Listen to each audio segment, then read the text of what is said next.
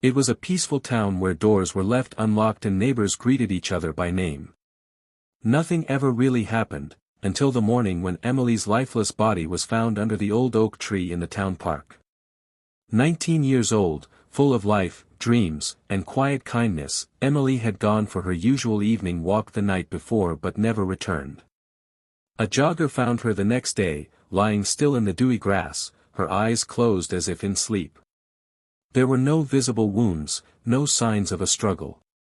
Her phone was gone. There were no security cameras in the area, and no witnesses had come forward. It was as if she had simply vanished from life. But one thing stood out, her hands were clenched tightly into fists. Whatever happened to her, she hadn't gone peacefully. The town fell into silence. Schools held moments of remembrance. Churches lit candles. Her parents were inconsolable, but it was her younger brother, Liam, who took it the hardest.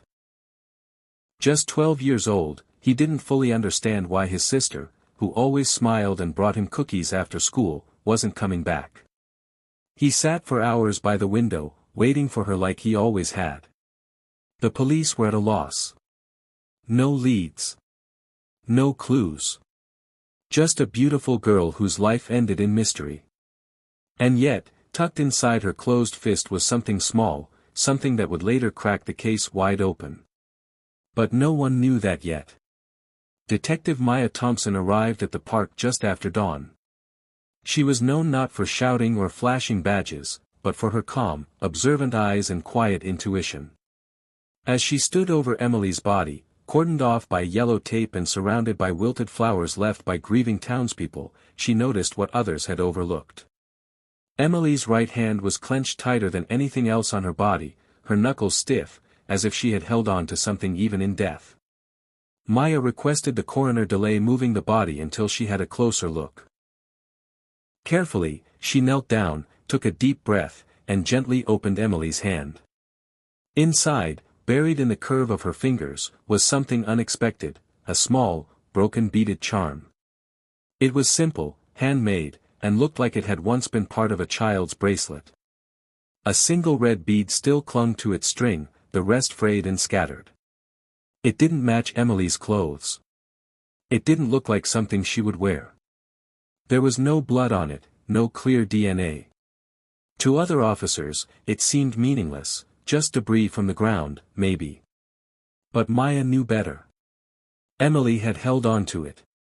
With her final strength, she had gripped this one thing, as if trying to leave behind a message no one could hear. Maya pocketed the charm carefully and made a quiet vow, "You held on for a reason. I'm going to find out why." She didn't know then how deeply that promise would test her heart. The next few days brought little progress. Detective Maya questioned friends, neighbors, and anyone who had seen Emily in the park. But nothing led anywhere, until she visited the library where Emily often volunteered for a children's reading program. There, Maya met Nina, a quiet 7-year-old girl who tugged on her sleeve and said, "I remember her. She was my friend." Maya sat with Nina, gently asking what she meant. Nina hesitated, then said, "One day, some boys were making fun of me. Emily told them to stop. She said I was brave for reading out loud. Nobody ever said that before." Moved by the child's words, Maya listened carefully as Nina continued. "I gave her my bracelet," she said proudly, "the one I made at craft camp. It had red beads and letters, but it broke. She kept the one part that had my name on it. She said it was her lucky charm." Maya's breath caught. "Do you remember the boys who were teasing you?" she asked. Nina nodded. "One of them had a red hoodie.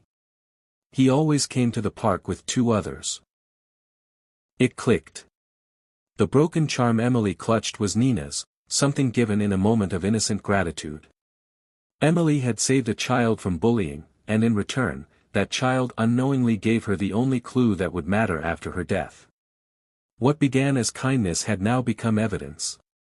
For the first time, Maya had a lead, born from a child's simple gift, and a young woman's quiet courage.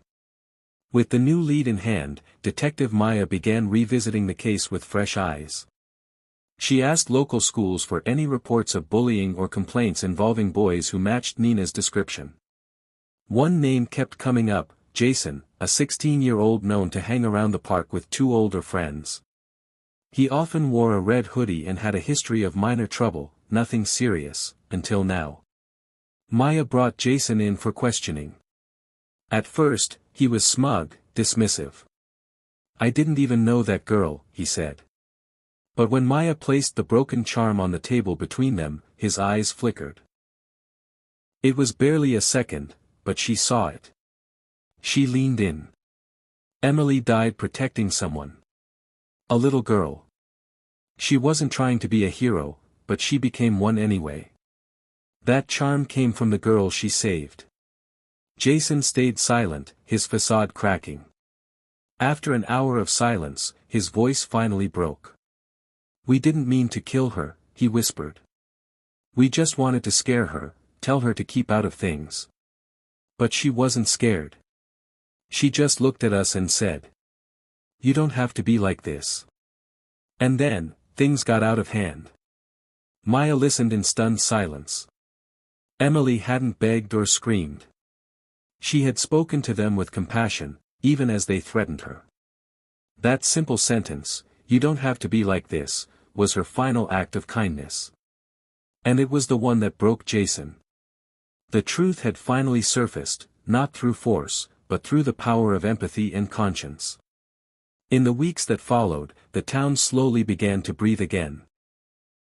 The case that had once seemed unsolvable had come full circle, not because of high-tech forensics or lucky breaks, but because of the quiet power of kindness and a single, unseen clue clutched in a young woman's hand.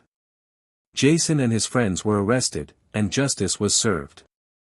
But for Detective Maya, the story didn't end in a courtroom. She couldn't forget the look in Nina's eyes when she spoke of Emily. Or the way Emily, even in her last moments, had chosen courage and compassion over fear. With the support of Emily's parents, Maya helped establish a local youth center in Emily's name, Emily's Place, a safe space where children and teens could learn, be heard, and feel protected. The first program taught conflict resolution, empathy, and how to stand up for others with strength and grace, just like Emily had done.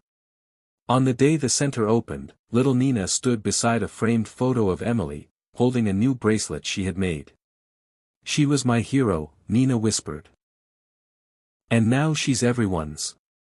Emily's younger brother, Liam, placed the original broken charm in a glass case at the entrance of the center, a reminder that even the smallest act of bravery can change lives. As the sun set on the town that had once mourned in silence, there was now light, laughter, and hope. Because sometimes, justice isn't just about punishment, it's about carrying someone's legacy forward. And Emily's legacy? It was love.